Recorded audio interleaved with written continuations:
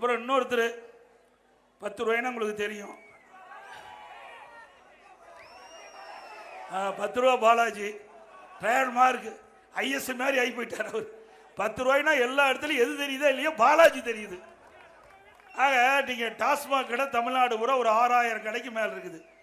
இதில் எங்கேயும் டாஸ்மாக் கடையில் ஒரு நாளைக்கு 1.5 கோடி பாட்டில் விற்கிது. ஒரு பாட்டிலுக்கு 10 ரூபா வாங்குறாங்க.